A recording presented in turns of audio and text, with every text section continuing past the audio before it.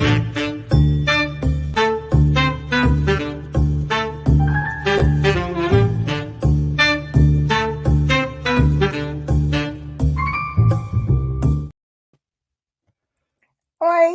tudo bem? Sejam muito bem-vindos ao Cultura de Excelência. Eu sou a Karen Ross e é um prazer receber vocês aqui. Este é o nosso último episódio dessa temporada, mas não fique triste. Nós temos outros 14 episódios com mulheres maravilhosas de todo o mundo sobre propósito, melhoria de processos e gentileza, e vocês podem assistir quando quiser aqui no YouTube. Hi everyone, how are you? Welcome to Cultura de Excelência. I'm Karen Ross, and it's a pleasure to welcome you here. It's hard to believe, but this is our last episode of this season of Cultura de Excelência. But don't be sad. We have 14 other episodes with wonderful women from around the world about purpose, process improvement, and kindness, and you can watch them right here on YouTube. Before we get started with today's episode and our fabulous guest, I want to remind everybody to actually download the handbook that we have for the web series. Just use your device and download the handbook using the QR code. You're going to find all the insights from previous episodes and lots of links and information that you can use. So take a moment, download the handbook, and you'll have everything that you need. So now what I'd like to do is introduce our fabulous guest, Jamie V. Parker, for our last episode of Cultura de Excelência, and we're going to be talking about going to Gemba, how the good leader should act on the factory floor when they go and see. And I know you're going to love everything that Jamie has to say. She's a fabulous friend of mine. So let's just get started. Welcome, Jamie, to the show. Thank you so much, Karen. I really appreciate the opportunity to be here today. Wonderful. And the thing is, you and I have talked so many times, and can you tell everybody a little bit about what you do, what your company does, and also tell them about your podcast, because it's a totally fabulous podcast. Yes, I will do that. So I'm Jamie Parker. You'll see me on LinkedIn and other places as Jamie V. Parker. I use my middle initial because it's such a popular name. And I am a recovering command and control manager. So I grew up in operations management, working the floor, running stores, running plants, and I was in this environment where it's like, hit the number, get results now. And I didn't know how to do that other than to push and push and push. And so the reality is it was not a kind environment, and I was not having fun. It was like I was miserable. My team was miserable. I was not treating them well, and I just didn't know any other way. And when I kind of went through my own leadership transformation, lean and respect for people and continuous improvement was a big part of that. So it was part of my own leadership transformation. And I also started working more on leadership development and lean leadership and what that means. Because as we were using lean practices, what I saw is that we were saying things, but they didn't match what we were doing. So we would say, blame the process, not the person, but it didn't match what we were doing. And so that's where I really dug into this leadership side. And now I work with operations leadership teams to help them develop the lean leadership, or the leadership in general, beliefs, behaviors, and systems that can help respect people and create this people-focused culture that drives continuous improvement. And so that's what I do now. And you can find more about it at my podcast, which is Lean Leadership for Ops Managers. I absolutely love that. And, you know, as people were listening to my poor Portuguese intro, and, you know, everybody speaks a different level of English and Portuguese, and we're such an international group. The first question that I have for you is really about Gemba. And Gemba is a Japanese word. So what does Gemba mean? Is it the same thing as Genchi Genbutsu? Is there a difference between going to Gemba? What actually is it all about? Yeah, so I am definitely not an expert in the Japanese language, but I'm going to share what I understand each of those to mean, and what I think it means for an operations manager or for a leader, and how they practice that. And so my understanding is that Gemba is like really talking about the actual place, and so it's referencing the place where the work is done, right? And so think about that. It's typically not in the conference rooms. Maybe sometimes. So Gemba is like that actual place. And then Gichi Genbutsu really meaning the actual location, the actual thing, kind of referencing to go and see. So to go and see for yourself the actual facts, what's actually happening. And so I kind of think of Gemba as like the noun, it's the place, and Genshi Genbutsu is the action of going to see. And so I think when we say going to Gemba, it really encompasses both. So the key thing to know is that, when we go to Gemba, is that it's an action, and that we are going to engage and to learn and to see. And so it's not just about the place, it's more than just the place. So that's my perspective. I don't know, Kara, is that kind of what you're thinking too, or something different? No, actually, I love it. And, I was really thinking, I love the comment you made. It's not typically like the conference room, right? And oftentimes, because I work with so many service organizations, that I'm like, okay, if you're going to see like leadership meeting together to make a decision, okay, maybe that's actually the work is being done in a conference room. Yes. Getting people together in a conference room who actually work in customer service, or who, work in delivery, that's actually not where they do their work. Going to Gemba means that you go to the call center, Yes. the delivery dock, right? And I think that's a super important distinction for people, especially if they're working in a service organization.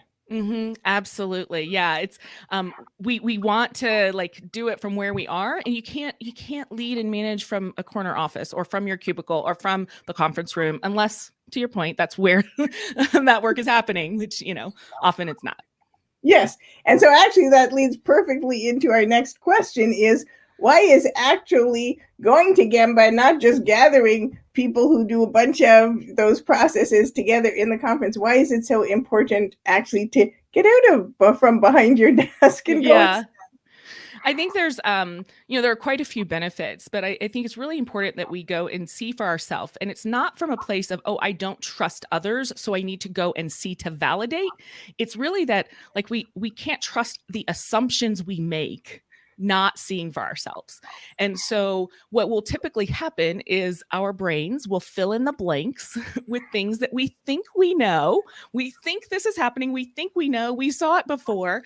And often that it's not actually accurate, right? And so when we go to Gemba, we're removing those assumptions, and we're able to really see what is actually happening. We're able to observe facts, which is different. And so I think that's one part of it. Some of the other benefits too, though, are around learning the work and building credibility and building relationships. Because of course, in Lean, we do a lot about process, right? So it's, we do process mapping and process improvement and looking for process waste. The thing is that while work is made up of process, organizations are made up of people. Exactly. And yes. And so I think that's the part that often gets missed when we talk about going to Gemba. It's not just about going to look at boards or going to look, watch, and observe process. It's really about interacting with people, building relationships, being vulnerable with them, listening to them, showing the commitment to them, and developing people. And so we want to switch is that going to Gemba is not about me. Going to Gemba is about serving other people. I love that. And I've been reflecting lately on the saying that is so, we know it so well in Lean, and that is, be hard on the process, be soft on the people, or as I say, be hard on the process, be kind to the people.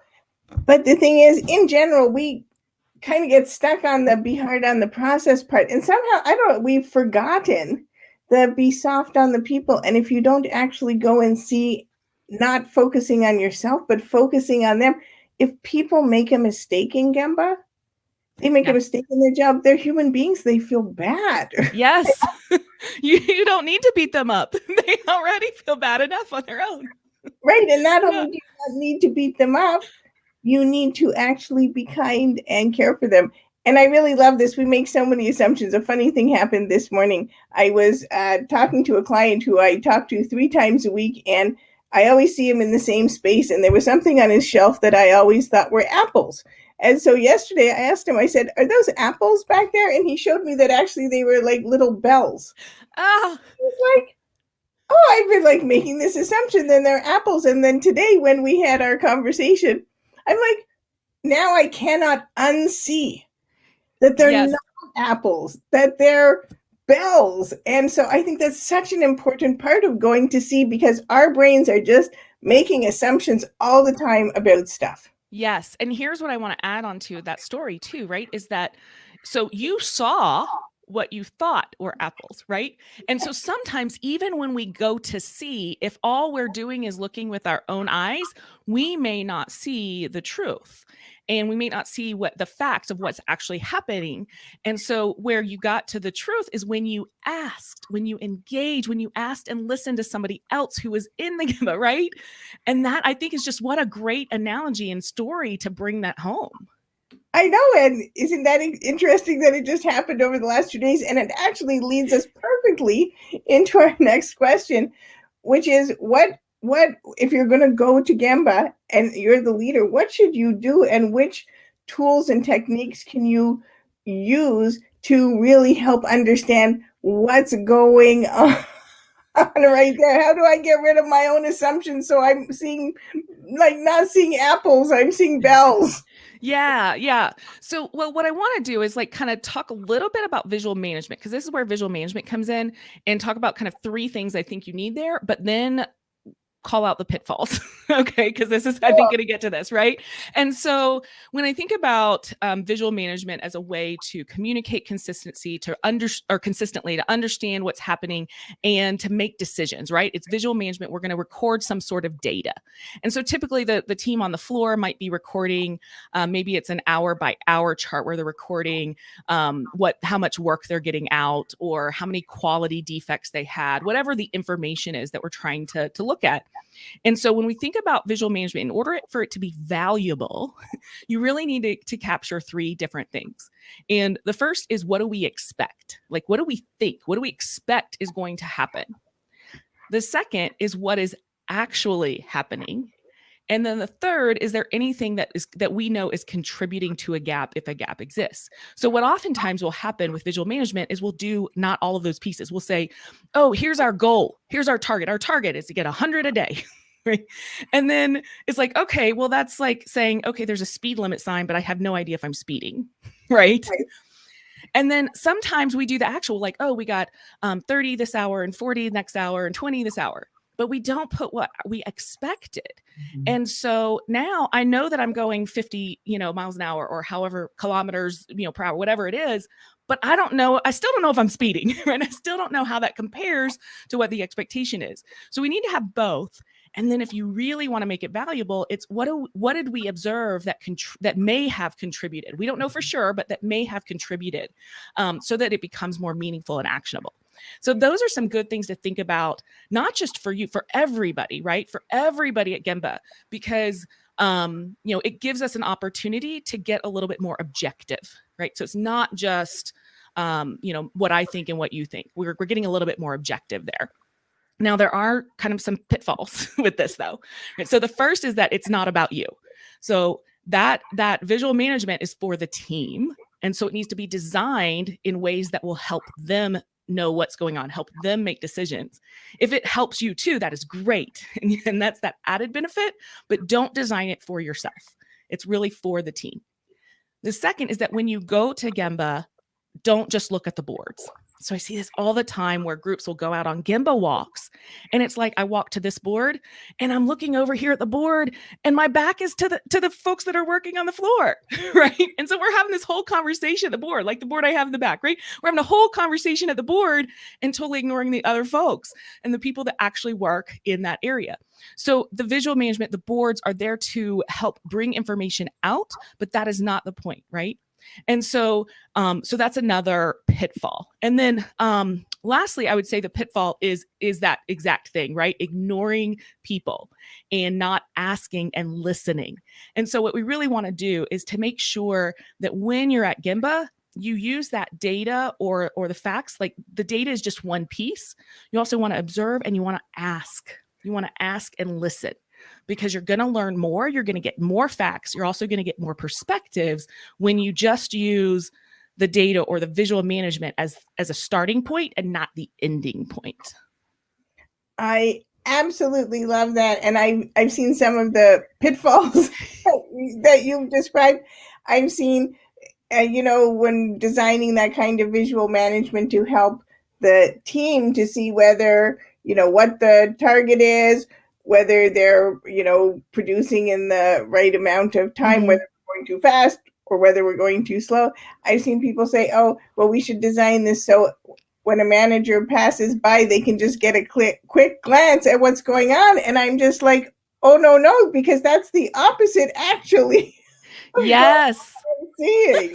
Yes, that's what I hear too. Like, oh, the point of visual management is so the manager can walk into any line and know in a second what's happening. Like, nah, that's not actually the point. Like, that might be something that ends up as a benefit outcome, perhaps. But that's not the point for sure. We want to serve.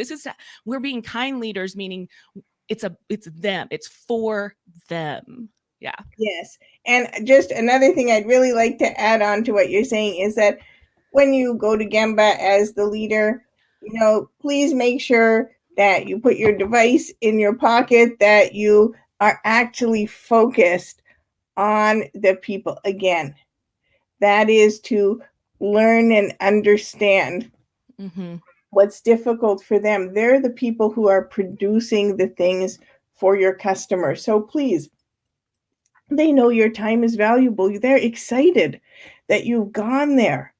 Yeah. Don't spend your whole time looking at the phone. And if you are going to use your phone to take a picture of something, to record something that you want to remember, tell people what you're doing so they don't think that, you're upset with them or you gotcha, right? Something like that. Just be mindful. Yes. Attention outside of yourself. Turn off your devices. Absolutely.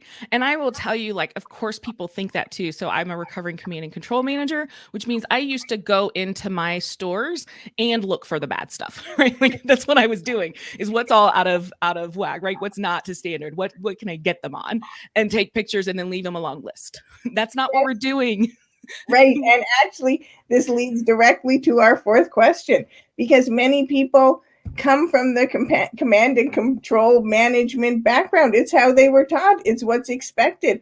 How can actually we manage in Gemba in a different way? How can leaders actually value the work of those people on the shop floor? And how can leaders actually be kind to those people who are doing the work? Because nobody is perfect. No process is perfect. Guaranteed mistakes are going to happen.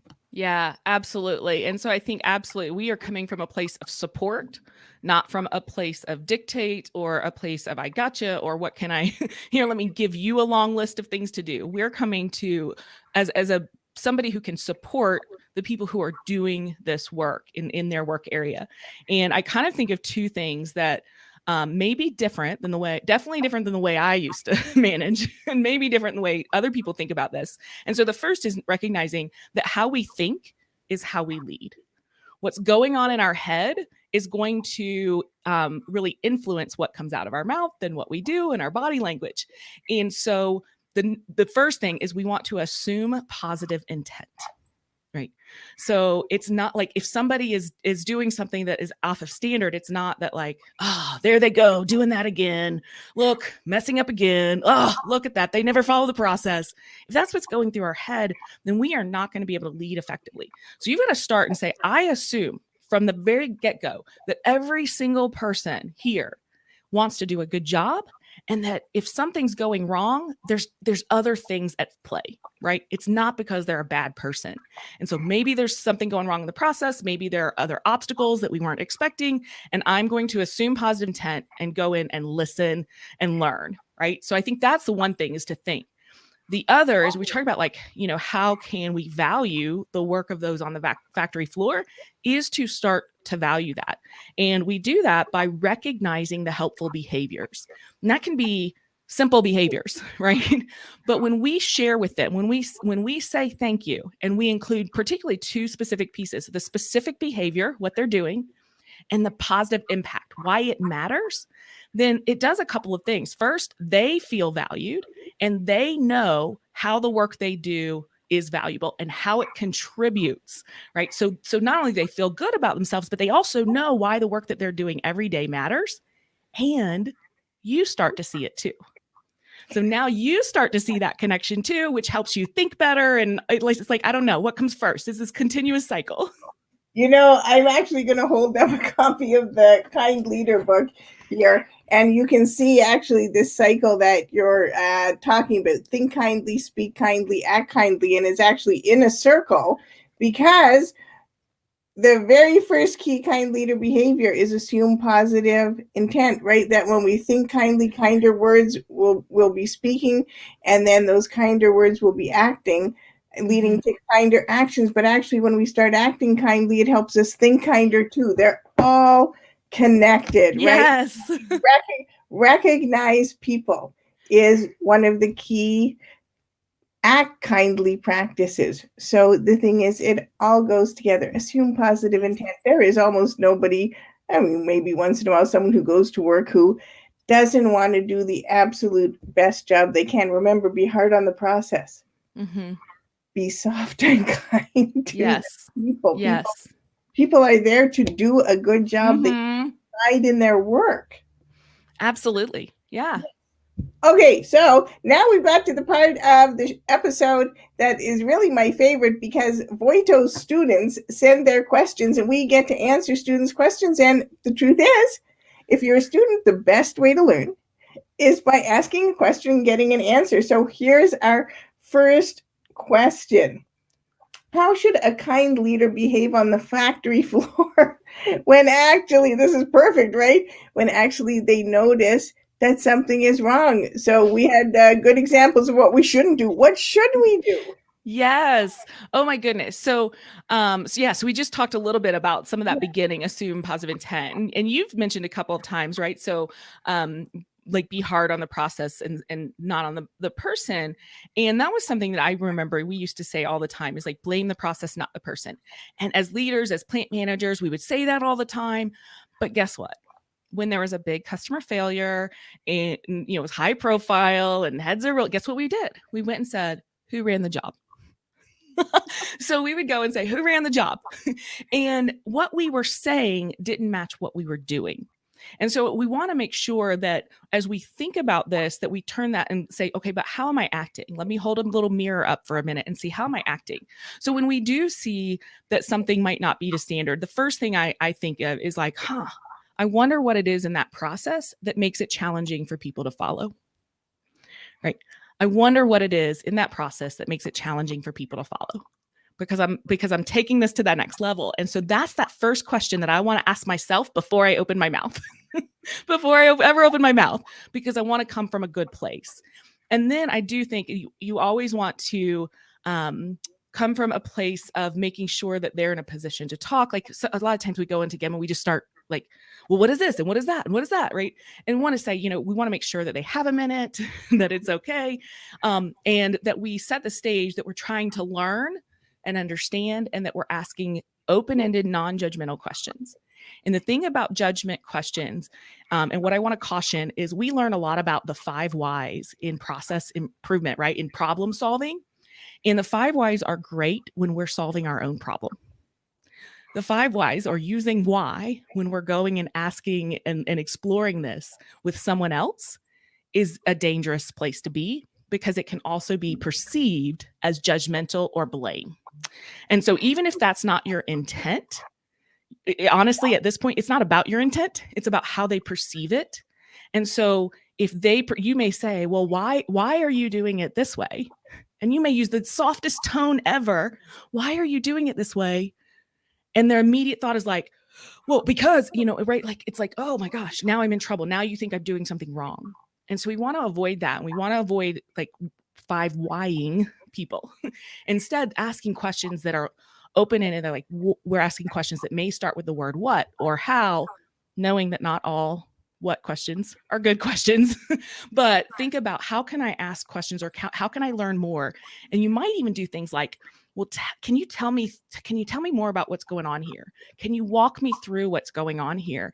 I want to make sure that we're supporting what's getting in your way and asking them, what are you most frustrated with when you try to do this process?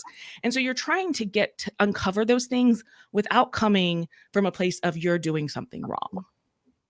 I love all of those. And again, kindness really is about that, empathy and compassion and putting yourself in someone else's shoes. We've all made mistakes, and we've all been the person who ran the line that produced the defect, right? Mm-hmm. Every single one of us. So we really need to think about that. And again, I find it, you've given us so many great tips. I find it's also really good just to go back to something you said in the very beginning, stick to the facts, right? This thing just happened. We can't go back and undo the fact that the thing happened, right? Let's all work together and figure out the facts so we can make sure that it doesn't happen again, right?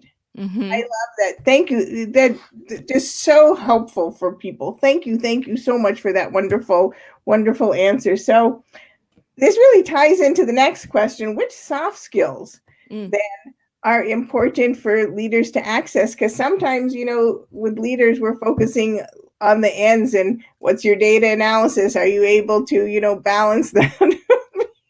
Yes. What soft skills do leaders need to do this? Yes. So we talked about a couple already, right? We talked about giving that recognition, giving that positive feedback. I think that's a skill that is too often overlooked. If you ever hear someone say, I do 10 things right and never hear a word, I do one thing wrong and never hear the end of it, or something like that, this is an opportunity. And so definitely that's a skill that you want to get really good at doing authentically. Teaching, coaching, asking questions, which they might be problem-solving questions or they might be coaching questions. But I think the number one soft skill that you want to develop to be really great at going to the Gemba and interacting with people is really strong listening skills.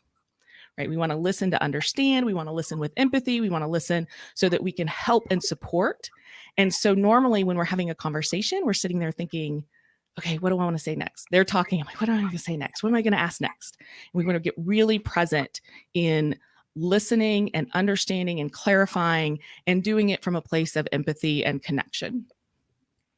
I totally agree with you. And actually, the second act kindly key behavior is listen with open eyes, open ears, open mind, and an open heart. And actually, in the book, there's a lot of information about how to improve listening. And when you think about it, oftentimes people go to training to improve their public speaking.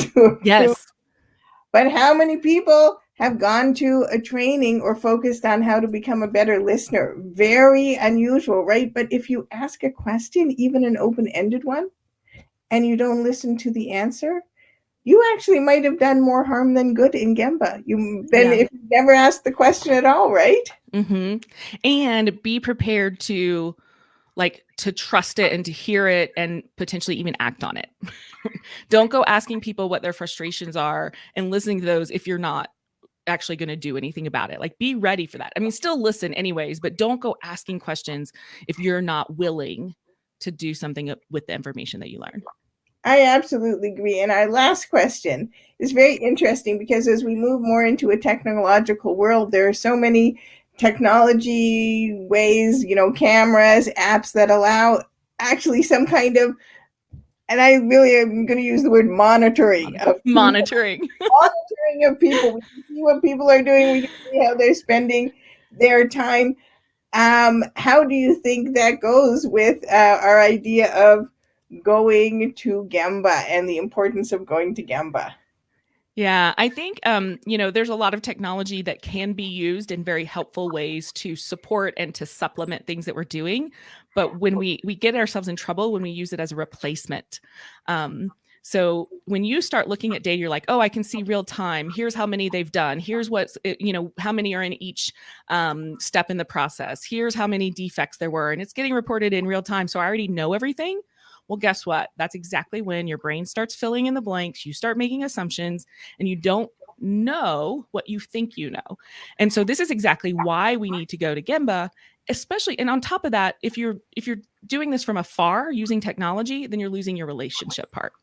And so remember, going to Gemba is kind of this twofold part. Part of it is going to see what's actually happening so that we can better support the team and put our assumptions to the side. But the other part of it is so we can build relationships and build trust and build commitment and develop people. And so that part really still needs to happen by going to Gemba. Jamie, honestly, this has been such a great conversation. It is something that I could talk about, I know, for like days and days and days. And you could talk about for days and days and days. And it's so important. And I think especially during this time where so many of us have had to, learn to use technology in a different way, that there are positives, if you're looking at a service process where people are entering things, sharing your screen on Zoom or WebEx is like much easier than actually hunching over someone's in a cubicle. But I think the really important thing is to remember we're there to serve others. We're there to create those relationships. And again, it's not just be hard on the process, go to see the process. It's be soft and kind to the people, create those relationships. Yes, absolutely. I know so many people are going to want to learn more about you, get in touch with you, get your help, listen to your podcast. So can you tell us how people can get in touch with you? Yeah, absolutely. So the podcast is Lean Leadership for Ops Managers, and it's on most platforms, or you can find it at processplusresults.com/podcast, or just go to the website. You'll see a link. So processplusresults.com is the website, and I'm on LinkedIn as Jamie V. Parker, V for Victoria. I love that. Jamie, I cannot think of a better way to close out our Cultura de Excelencia web series than by having you as a guest. And it's super, super, super meaningful for me. Thank you for all of the fabulous work that you're doing. And I'm going to go over our, many, many insights that we have from our session here before we sign off. So thank you so much. And I can't wait for everybody to connect with you. Thank you. All right, everybody, here are our insights. Insight number 1, going to Gemba means more than just going to a place and looking around. It means engaging with the people who do the work to learn and to serve other people. Remember, going to Gemba isn't about you. It's about them, as Jamie said. Insight number 2, sometimes we don't see the real facts.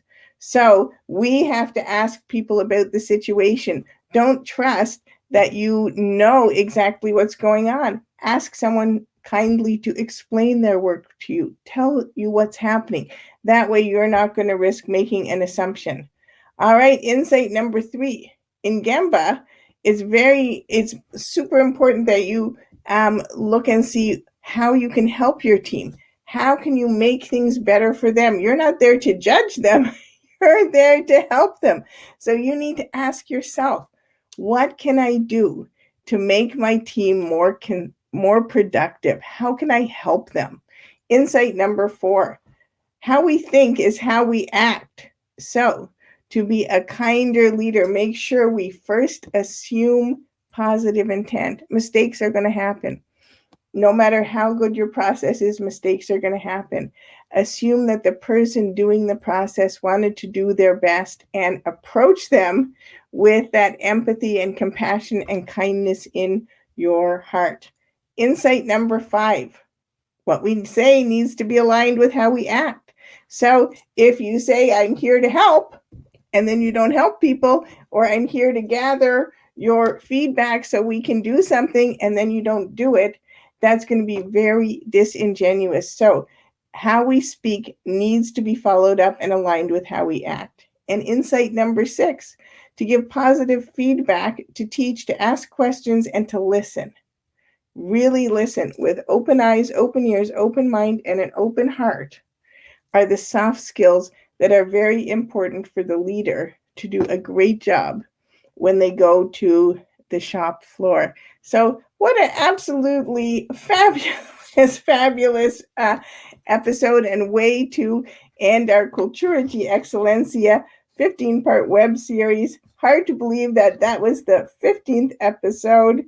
I'm so thankful that all of you joined me and Jamie today. And I'm really happy to have been able to spend all this time with you. I hope you have a fabulous week filled with purpose, process improvement, and kindness. Empezó ese fue o 15º episodio do Cultura de Excelencia. Muito obrigada por se juntaram a mim e a Jamie Parker hoje. E esse o último episódio dessa temporada. Estou muito feliz por estar aqui com todos vocês e espero que tenham uma semana fabulosa, cheia de propósito, melhoria de processos e gentileza. Tchau, tchau. Muito obrigada a todos.